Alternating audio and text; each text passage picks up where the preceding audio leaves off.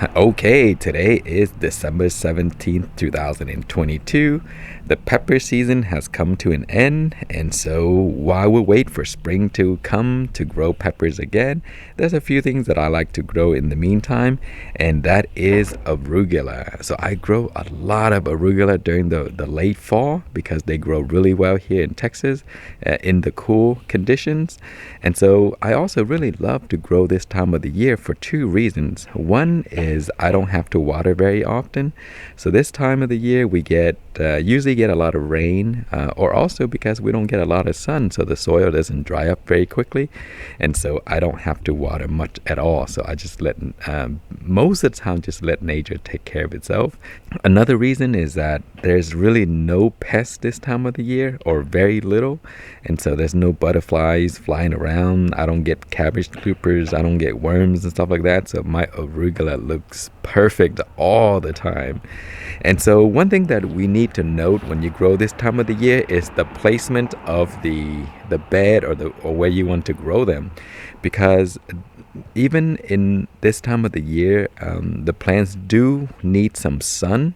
So depending on what variety of cool weather plants you're growing, some may need more and some may need less.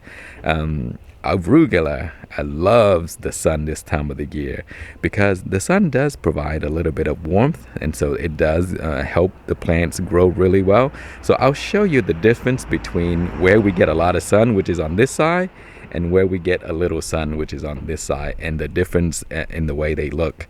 The seeds were spread at the same exact time. I mixed the same batch of soil, so very much everything is the same except how big some of these plants are on the right side because of the sun that they get. You can see right now, you see the sun's right there, and then over here you don't get anything, no sun. And so on this side is covered by the fence, so you get very little sun. And so let's take a look at the size. This one here does get more sun than the raised bed that I will walk you guys through. And this one here, you see, it does get a little bit of sun as well. But then as we go further to here, you see, it does get smaller. You see that? Because this area gets very, very little amount of sun. And so they still grow pretty well, except they don't grow as fast. And so let's take a look at the ones that get a lot of sun. So here, look at this. The plants are just much, much bigger, very healthy and beautiful. Look at this. So all the seeds were spread at the same time, but this side, man, they are just loving the sun, grown really well, grown huge. These leaves are enormous. Look at this. And so I love coming out here picking fresh arugula. I don't usually cut the entire plant. I just cut a few leaves as I need them, and so they always keep growing back, and I get like a ton of arugula for a very long time, unless the freeze gets here, and then it just freezes everything over. And so let's take a look at the other raised bed and compare again. So here's the ones in the bucket, and here is the ones that are in another raised bed. You see, they do look very nice, but not as big. So it's cooler on this side because it's getting less amount of sun. But man, these plants are just so beautiful and so healthy.